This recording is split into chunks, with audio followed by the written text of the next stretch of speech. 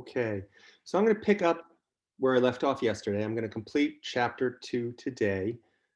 Let's see. Oh, I wanted to just provide some guidance here. Everyone should be working on the Linux labs. Of course, Linux lab 2A is first. This is the connection to the AcadNX server. I highly recommend you begin working on this during the week. Many students leave it until the weekend, and I get on email every day. I do answer questions every day, but this cannot be guaranteed. I do have other obligations on the weekend with my family. So if you leave the Linux lab until the weekend, and then of course you email me, hopefully I can resolve some things, but should you have follow-up questions, that communication time, we may run out of time before that Sunday night deadline. So the Linux labs, of course, you can do the reading in the chapter anytime. You don't need my assistance for that. But with Linux labs, if you need assistance, try to do it during the week so that I'm more available. So I do provide that recommendation. So we're going to finish up chapter 2, lecture module 2, system architecture processing. Next week, I'm going to do some other things, probably binary hexadecimal decimal, maybe the simulation, the fetch execute cycle simulation I have, just to really clarify, provide a rock solid foundation. So I'm going to jump back in where we left off yesterday, the memory hierarchy. Recall what I said yesterday. I mentioned that the major limiting factor in computing today is the interconnections. And consider this, just with your phone. Your phone has incredible processing power, more than the old Apollo spacecraft. So you'll launch an app and maybe things don't occur immediately, probably because you're waiting for data to come down from the cloud, from a server, the interconnection. The memory hierarchy really conveys this. So let's take a look at this. Here's the memory hierarchy, and it's actually the memory storage hierarchy. If I begin at the CPU, we see that we have registers that are actually on the CPU. They're moving lockstep in time with the CPU. This is incredibly fast memory, but very expensive. It would be great to have a computer comprised entirely of the memory, essentially the circuitry, that are registers, but nobody could afford it. Okay. Next in the evolution, of course, we had the von Neumann architecture, main memory, and random access memory. But there's a big disparity in time and access times between the CPU and main memory. So they created an intermediary set of memory, the cache. And this has grown over time. At first, it was just level 1 cache, one level, then level 1 and 2, then finally level 1, 2, 3. So these level 1, 3 levels of cache all have different access times as well. So what we see here is as we progress down the pyramid, access times become longer, latencies, right? The amount of time we have to wait for this data becomes longer, but it also becomes more affordable. And that's what we have in today's modern architectures. We have this compromise or balance of efficiency, speed, okay, and cost effectiveness. And that's modern computing. Now, continue on out, we see secondary storage, we see ROM, the BIOS, okay, removable drives, and the hard drive, storage. And we know the distinction. There is a distinction between memory and storage. So now as we read this, immediately we understand the definitions. Memory is volatile. I turn the power off, it goes away. My computer crashes and I'm working on a Microsoft Word document. Whatever I was most recently working on is gone. It depends on Microsoft Word if you have it set to back up, say every 3 minutes, 5 minutes. Depends on how, and that will determine how much you've lost. And then lastly, we have, separate storage and input sources. Now, some of these input sources can be quick, so I won't, generalize here. But I really wanted to convey what the difference is between the CPU and, say, storage, because this really impacts our computing. And we're talking about speeds that are really esoteric to us. nanoseconds, a billionth of a second, microsecond, milliseconds. So I added a slide over here in lecture module 2 underneath this image that actually showed the memory hierarchy with access times. So take a look at this. The registers, less than 10 nanoseconds per access. All right, remember, they're moving lockstep. The registers are moving lockstep essentially with the CPU. And what speeds are our CPUs moving at now? 3.2 gigahertz, 3.2 billion cycles per second. So this corresponds to that. I'll jump over the cache for a minute and look at the memory, okay? Memory, the access times are microseconds, okay? Millionths of a second. So I go from billionths of a second to millionths of a second. And finally, the disk, milliseconds, thousandths of a second. And again, it's hard for us to wrap our brains around this disparity. So what I did is consider the CPU. What do we as humans deal with? Seconds, minutes, hours, days, right? So if I think about this, and what if I put this, kind of created an analogy to where the CPU was dealing in seconds? Because then we could very quickly see the distinction, the difference in access times. So let's take a look at this. So the CPU is moving at nanosecond speed, and multiple, actually, 3.2 gigahertz, okay? So let's treat a nanosecond, 0.000000001 as a second. I know that the hard drive, the storage, the disk is in milliseconds, okay, 0.001. So the difference between this 0.001 and this billionth of a second is 1 million, okay? So let's see what this difference is.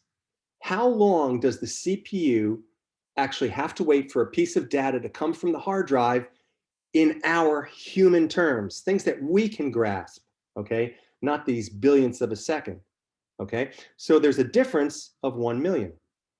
There's 60 seconds in a minute. Divide 1 million by 60, and I get 16,000 something minutes. 60 minutes in an hour. I'll divide again, and I get 277 hours. 24 hours in a day, divide that 277 by 24, 11.5 days. So if the CPU were dealing in seconds, something that we can grasp and understand, and it wanted a piece of data from the hard drive, it would wait for 11.5 days. Think about that. Interconnections are the major limiting factor in computing today. So we have to do something to speed that up. And that is the essence of today's modern architectures. I am again going to urge everyone to watch this. Next week, I will do that simulation, the fetch execute cycle. But this is kind of a high level abstract view. It's really going to go over and illustrate that fetch execute cycle. So when I refer back to this, please come back and watch it if you haven't already done so. So moving on to the memory hierarchy, now let's look at the various components, the various different levels. So registers, high-speed memory location, again, access times are in the nanoseconds, billionths of a second. Used to store data. I hate to use the way they use the word store because, again, we understand the distinction between memory and storage now. But they do store, in the English sense, intermediary results. Okay. ROM. ROM stands for read-only memory. These are non-volatile, which means they retain their state. Okay. Recall the boot sequence of a computer. I turn it on. The computer does the power on self-test post. It loads the BIOS, basic input output system, because our basic model of computation is input processing output. You can't do any processing without input and output. So the computer better get that up and running first, because also it has to load the operating system. That's input as well, okay? Now, we're seeing an evolution. When we talk about ROM, Historically, we always talk about EEPROM, electronically erasable, programmable, read-only memory. And read-only memory, we think of, you can only read it. It can actually be reflashed. This is also known, by the way, as also known as firmware. So I'll introduce that again in a minute. We are seeing ROM replaced. We've seen the legacy BIOS replaced with the UEFI interface, which has a greater address space, and I'll talk about that again in just a minute. Recall the address space, I introduced it yesterday, from, goes with the word size, 32-bit computing, 32-bit word, versus 64-bit computing, 64-bit word. And we know, of course, there are 8 bits to a byte. So 32-bit is 4 bytes, 64 is 8 bytes, right? And that's the size of the buses, but it's also the addressable space. So I'll introduce this now. And I asked the question just to understand address spaces. Okay. If you have a street and you have houses on it, but you only allow 1 decimal digit for addressing, how many houses can you put on that street? 10. Because the first house will use computer addressing, the first address will be 0. The range, 0 to 9, results in 10 distinct representations. If I have 2 decimal digits, how many houses can I have on the street? 100. But the addresses go from 0 to 99. The range 0 to 99 has 100 distinct representations that I'll actually apply to addresses. But of course, in a computer, we're dealing with binary. We're dealing with bytes. And I introduced this yesterday. Again, a byte can have 8 bits, can have 256 representations, but the range goes from 0 to 255. Recall, the byte, okay, has the ones place, the twos, the fours, the eights, the 16, 32, 128. And if I have a 1 in each one of these, the largest number that can be represented in a byte, 1 plus 2 plus 4 plus 8 plus 16 plus 32 plus 64 plus 128 is 255. So these are the terms that we actually have to start thinking in when we're thinking about computation in computers. Okay, moving on. So I presented registers. Cache memory. We need cache memory because the discrepancy between the registers and memory is so large. Registers, nanoseconds, billionths of a second. Memory, microseconds, millionths of a second. I need something in between, kind of as a scratch place. I give the analogy of I'm doing work on my desk, and in my filing cabinet would be my memory. I don't want to keep getting up and walking to the filing cabinet, grab something, go put it away. I have my counter space, my desk space, right? It's kind of be a temporary storage, but there are going to be copies there. We're going to learn an operating system. This actually creates greater complexity. Why? Because whenever I have 2 copies of something, at some point, I need to resolve it. I need to copy it back, make sure that the copies are consistent. And that's what I'm going to have to do with the operating system. So cache memory, special group, fast circuitry, again, very expensive, that memory hierarchy. As I come down the pyramid, things get slower, but also more affordable. But it makes sense. The discrepancy between the registers and the CPU and memory is so large, it makes sense to create an intermediary type of location to store temporary results. Something else we're going to learn about is locality of reference. Because when we look at execution of programs, they tend to stay in a local area for some time or act upon certain pieces of data in some time. So kind of a scratch place, and that's what the cache memory serves. Memory addressing. So recall what I said, memory is comprised of bytes, right? 8 bits. Every byte has 2 things associated with it. An address, okay, kind of pointing to it with my cursor, and contents. To get to the contents, I use the address. Give me the contents at this address. Now, I've written the publisher several times about this graphic here, this picture, because it's horrible. I presented this yesterday. Can anyone see why this really doesn't represent accurately computer memory? I just presented this with the range of a byte, right? The range of a byte goes from 0 to 255. So what's the first memory location going to be? 0, not 001, right? We don't waste anything in computing. This should begin at 0000. And really, full byte, it should be 8 bits, but I understand. To put full, 8 characters here, you'd have to make it tiny. So I understand that. Okay, so traditional memory, we have random access memory. I kind of touched on read-only memory, but increasingly we're seeing flash memory, solid state devices, solid state storage used. So in contrast to random access memory, flash memory is non-volatile. USB drives, right? The cards that we put in our phones and cameras, or actually the solid state storage and memory that is in our mobile devices. We are seeing that it is beginning to replace ROM, the electronically erasable programmable read-only memory, okay, EEPROM. So we're seeing this, of course, replacing it for the booting, for the firmware is the best term for it.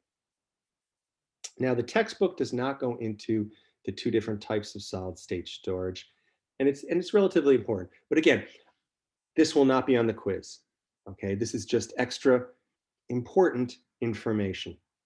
There are 2 types of solid state storage. One is based on NAND, and we haven't covered this yet. I'm really talking about Boolean operations, true and false, okay? And, or, not, okay?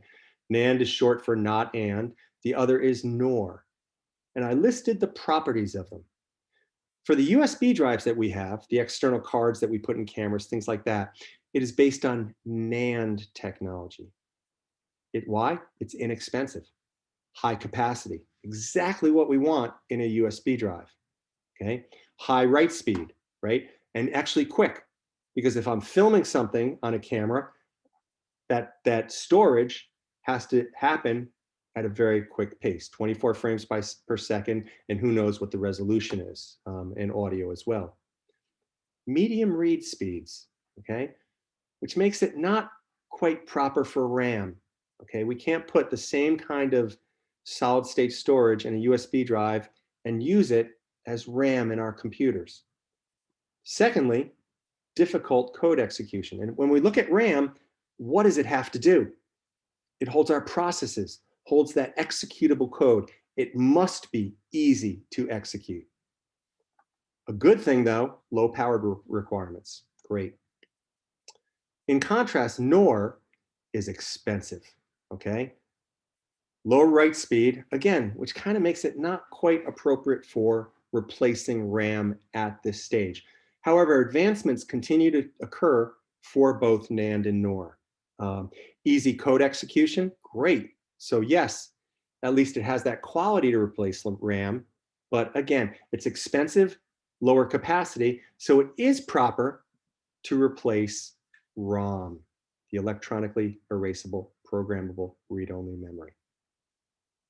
Okay, so getting back towards, looking at RAM, again, the textbook really doesn't go into the various types of solid state storage memory. Memory is volatile, okay, content erased when the device is shut off. Non-volatile, okay, that would be the solid state. Quite often when we think of non-volatile, we're thinking about our hard drives, external storage. Okay. We talk about random access memory, stores the essential parts of the operating system. And from your Linux reading, what is that? The memory resident part of the operating system is known as the kernel. Okay. Also, programs and data the current computer is currently using. And recall what I said yesterday. Information, whether it's executable instructions or data, has to be in memory to be acted upon. The computer cannot go out to storage, the hard drive, and change something directly. It must read it in, change it, and write it back out. And that's that discrepancy. Recall the memory hierarchy, and I put it in terms of seconds, 11.5 days. So again, if the CPU was operating on seconds and it wanted to change something on the disk, you wanted to make one small change to your Microsoft Word document, it would take 11.5 days to get into you. You'd change it and write it back out. It would be another 11.5 days to write it back out to the hard drive, okay, in terms of seconds. So you can see these interconnections really have a dramatic effect on our computation. So characteristics of RAM, I think I've just about said everything on this slide already. Various types of RAM, okay? Most computers today are using synchronous dynamic, SDRAM. We do have the evolution or introduction of double data rates, send twice as much information. And then multiple channels, this is just dual channel memory architecture. And this is important too. We've moved to, say, multi-core computing. Really, quad core is kind of the base now for CPUs. Well, I need a bus to and from memory, to and from each CPU to effectively use all CPUs. And we'll look at that down in just a minute too. Fans, heat sinks, and other cooling components. Okay. Our chips and our circuitry generate heat, especially the chips. We have some gamers in the class, I know that. And gamers will try to get an advantage. They'll overclock their chips. So what actually happens with CPUs? CPUs, when we look at, say a 3.2 gigahertz CPU versus a 3, but it's kind of the same architecture, they're all coming off the same production line. What happens is the manufacturer will benchmark them. They'll run them at various speeds and determine how much heat they generate and what is an acceptable level of this heat. So a 3.2 gigahertz chip is not coming off a different production line, okay, I'm being very general here, as a 3 gigahertz chip. It's just they've been benchmarked, and one just operates cooler, so it can be clocked to 3.2 gigahertz. And gamers know this, and they will overclock their chips to get an edge. Whenever you do this, you better have really good cooling. And I mentioned this, I think, to the other class. I might have mentioned this to this class. This was back in the 90s. A gamer took their computer and put it in a bathtub with vegetable oil, which of course dissipated the heat very well. And the industry just made fun of them. There were posts on bulletin boards all over the place. And now we actually see computer companies doing this, following his or her lead when they actually made fun of him. So interesting how things come about. When we look at heat too, we look at mobile devices, and that's a whole different area. We're going to look at mobile devices throughout this course because, again, they have different constraints. If they're generating more heat, are they requiring more power? What does that have to do with the battery requirements? So all of this, again, every computer is a blend of efficiency and cost effectiveness, but also is it reasonable from a heating perspective?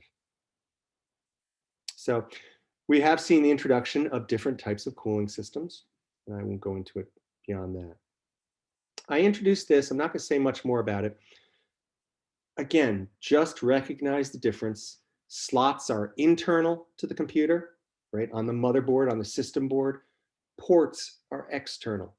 An easy way to remember this is, the Port of New York, the Port of Charleston, the Port of Boston, right? Ships come in. They're open to the outside, externally. So I covered this. We are seeing also, just a note, and this text doesn't really go into it, a convergence. And in many ways, Apple leads the pack here, leads the way. Apple has gone away from separate types of ports, and now they just use that, USB. They use it for everything, for powering the computer, for the HDMI output. Now, granted, you need an Apple adapter, and that may be what Apple seeks too, because of course they charge a lot for their adapters. But we're seeing that, and that makes sense. I haven't really spoken about standards yet. Standards are a great thing in computing. I often use the example of the three-prong outlet, our electrical outlets in our home. I know I can go to Target, Walmart, wherever, buy a toaster oven, buy a hair dryer, whatever. I get home and it's going to have an electrical plug that fits that standard interface. Okay, so standard interfaces are very important in computing. And more, we're seeing more and more standardization, of course, which increases usability and accessibility. And I'll talk about this more down the line. So now the CPU. I hate to say the brains of the computer because a computer is dumb, okay? The computer is dumb to the extent that it won't do anything by itself. We have to give it the brains. But the CPU, the central processing unit, is the component that actually does the processing. So if we take a look, what do we have? The arithmetic logic unit, a floating point unit, a control unit, a decode unit, a prefetch unit. And again, we're seeing some integration or consolidation. We're seeing more and more things move on to the chip. A great example is Apple's latest M1 chip, which is just performing phenomenally. And it's really outperforming competitors at the same price point. I will alert you to, I'll go back to CISS100.com here real quick. And if you go to the submenu, you'll see emergent hardware. I did post a great video that introduces the new Apple M1 chip, which, by the way, came from a mobile chip. It came from their cell phone technology. And again, it's up to us. We have to remain abreast of the environment. I haven't really spoken about the Association of Computing Machinery's Code of Professional Ethics and Conduct. But one of the tenets, T-E-N-E-T, tenets, principles of that Code of Ethics and Professional Conduct is that we are responsible for remaining abreast of the environment and advancements in our field. And I'll talk about that more. Again, in these introductory chapters, we're presenting a lot of information up at that high level, that abstract level. And then over time, we're going to go deeper and deeper in detail. Okay, so if we take a look at the CPU core, and this is going to become very familiar to us. Again, next week, I will show a demonstration on the fetch execute cycle.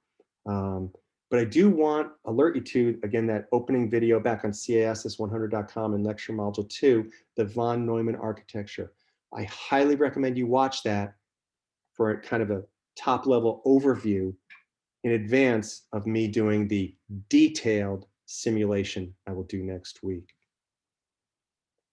Okay, system clock. So the system clock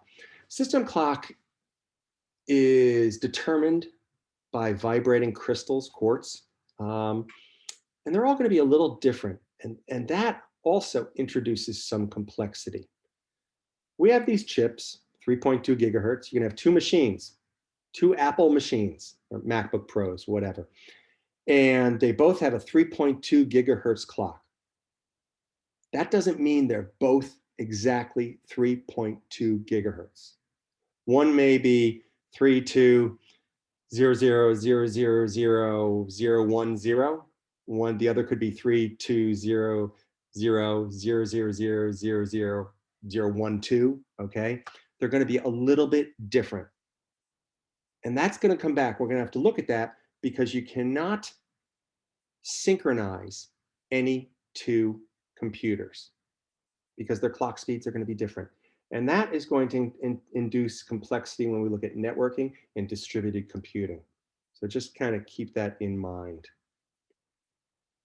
Okay, so I've covered that.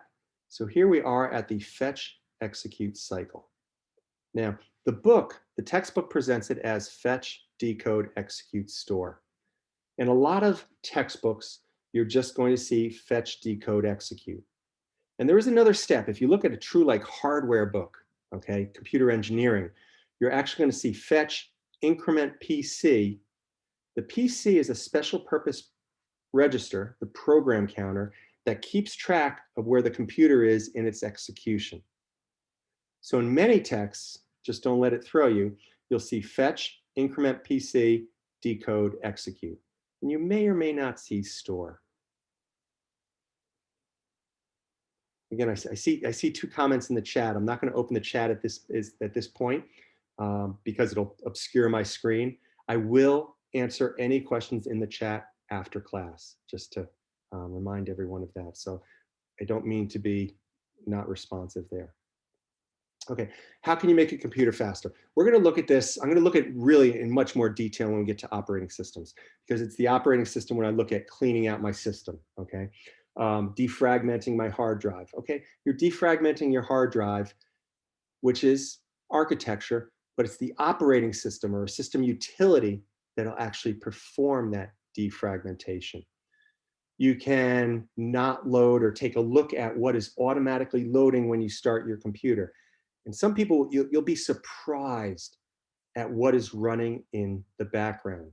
Take a look at your system monitor. Again, if you have programs running, what are they? They're processes. They're active. They're in memory. So if you have a lot of processes in memory, taking up space, valuable memory, and you try to run another program, there's less memory. And the last thing we want to do is to go out to the hard drive repeatedly, because that hard drive is a spinning magnetic platter, okay? It's a physical latency that is so much slower than the 3 billion cycles per second that the CPU is executing at. So the more memory we have, the faster our computer will be. Other things, your hard drive, you can increase that. The text says by a larger or second hard drive, okay? Really, solid state drive. And one of the first to really do this well, again, was Mac. Mac came out with what's called a fusion drive, which was its version of a hybrid drive. A hybrid drive, and we'll look at this in storage, is both a solid state drive and a magnetic drive, where important programs and data, those that are used a lot, are moved to the solid state drive because the access time is going to be so much quicker. Okay, so what are the other mechanisms for making the computer faster? All modern computers are really using pipelining. So they have multiple instructions in line to be executed. So you can see this. What we're trying to do here is decrease or minimize the wait states the CPU is incurring. We don't want the CPU to sit there idle.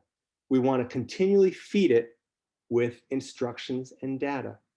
Now, as soon as we go to pipelining, by the way, it's going to increase the complexity. We're going to need multiple or redundant buses. So again, the price of the computer goes up. These buses are very expensive as well. Multiprocessing and parallel processing. Again, our computers today are multiple cores.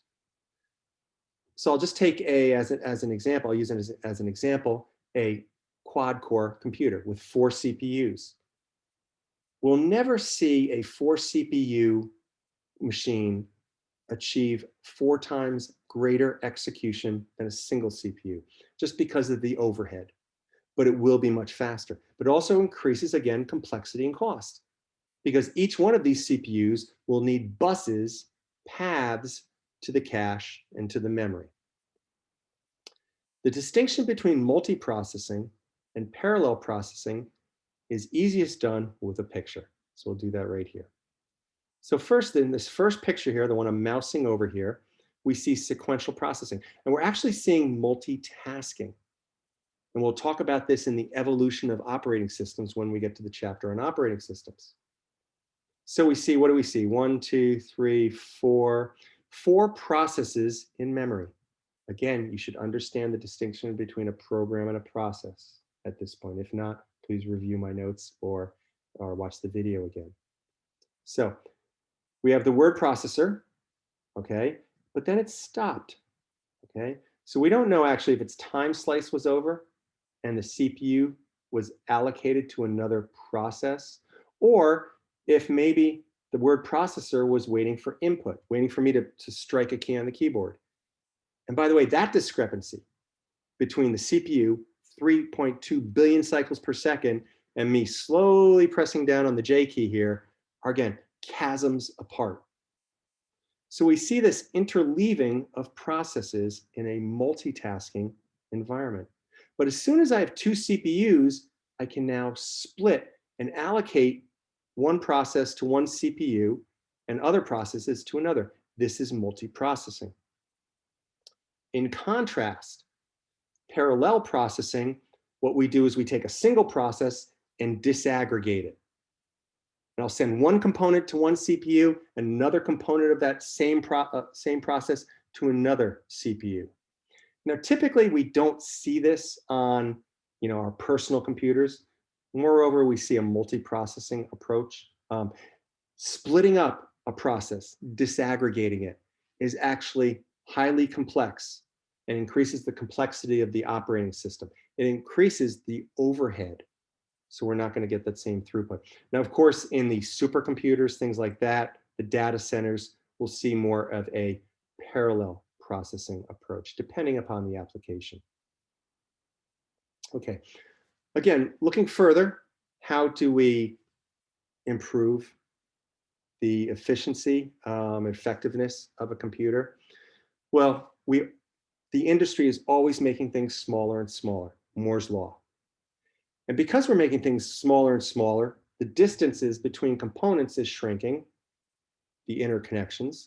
So the latencies are shrinking. Just naturally, when things are closer together, they get faster. Again, I recommend you take a look at that Apple M1 chip. But we are seeing faster memory, continually faster bus speeds, et cetera, increasing number of CPU cores. But as we do this also, the complexity goes up. So let's just keep that in mind. Improved materials, graphene, flat sheets of carbon, 1 atom tall. 1 atom, again, we're shrinking the space, the latencies are going to go down. And carbon also has different dielectric properties. So as you see, faster and require less power, dielectric properties. Nanotechnology. Everything we do in computing today, really, we're working at least at the CPU level is nanotechnology. Nanotechnology is really just a scale or a dimension term, okay? Because we have nanotechnology, we have nanorobots, okay? A lot of things going on in nanotechnology. So really, we're just talking about the scale. When we talk about making a chip, it's nanotechnology, the 11 micron process or nanometer process now. So I won't say much more on that at this point. Terascale, exascale computing, it's really just a benchmark, okay? It's high performance, the ability to process trillions of floating point operations per second, teraflops, okay? So Terascale and exascale are really just benchmarks that we're now achieving, realizing. And there's something here, by the way, and I said this, I think I said it last week. Again, my background is artificial intelligence. That's my grad work with NASA and Naval Underwater Systems Group. And largely, the AI problems, computer vision, voice, natural language processing, which is different than voice recognition, all of these things, machine learning, they fall under what we classify as NP-complete problems. NP being short for not polynomial. So they can't be computed in polynomial time. Incredibly complex, okay? So in the past, we could always perform these calculations, but maybe they weren't quick enough in real time. Yes, computer vision, I could see, eventually it was about to crash into something, but maybe not in time. Maybe that underwater explorer crashed into the side of a cliff, okay? Now, with the computing processing power we have, we can actually run those NP-complete problems in real time. And there's some concerns. We really have to take a look at AI and where we're going. IT, business, society triangle. AI is being incorporated, Google, Facebook, all of these companies, profiling, predictive analytics. And again, the common person on the street, they're not even aware this is occurring. Facial recognition, body language recognition. There's some really concerning personal privacy points that really need to be discussed as we move forward, and we will throughout this course. Okay, quantum computing. Quantum computing is really very different than the von Neumann architecture. The von Neumann architecture is based on two states, 0 and 1, separate CPU and memory. And we know that that memory access is quite different than CPU, the speeds that the CPU is operating at. Quantum computing combines processing with memory, but also allows more than two states. We're always going to have error whenever we try to model the real world, the analog world, in a digital computer, zeros and ones. We saw that just trying to capture or digitize audio. We're always going to have error. We can never actually replicate what's going on in the analog world. Quantum computing has that possibility. So, and again, quantum computing and AI, so who knows where we're going there. So hopefully we'll get back to quantum computing in our emergent topics. We'll have a week at the end of the semester where we'll be done with the textbook, we'll be done with labs, people will just be working on their final projects. We'll be able to look at some of these emergent technologies and topics. Optical computing. Optical computing has a lot of promise. Of course, photons, light, moves quicker than electrons over a wire because of the resistance. So again, moving to a optical or photonic based computing also can improve or enhance and increase our computing power or speeds. We'll look at this as well. There's some other things going on, Li-Fi, which is the analog to Wi-Fi. We know Wi-Fi in our house, right? The wireless networking. They're able to do it with lights now. And again, there are advantages there, health advantages, but I won't get into networking at this juncture. That is the end of the chapter. I'll take a look at the chats and I'll answer those questions. Again, make sure you're working on Linux Lab 2A. Get that completed, get it done during the week when I'm more available to answer questions should you hit a roadblock. That's about all I have in presentation. If you have no questions, have a great week. I'll see you next week. And if you have questions, please voice them. And I'm going to open up my chat now and answer those questions as well. All right, Professor, is the quiz due this week or will it be due next week? Just one second. Hold on. I'm trying to